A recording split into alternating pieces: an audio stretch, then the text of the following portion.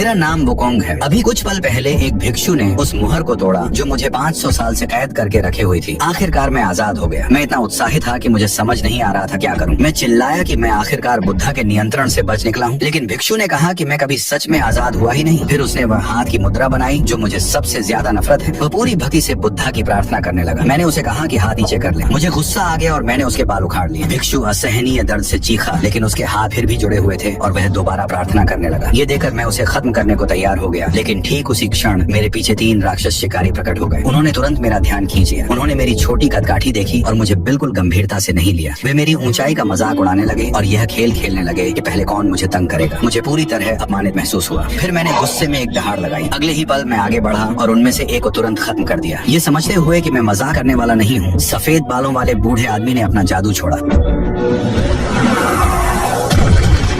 मैंने उसे आते देखा और आश्चर्य से सांस रोक ली। फिर बूढ़ा मुझ पर टूट पड़ा।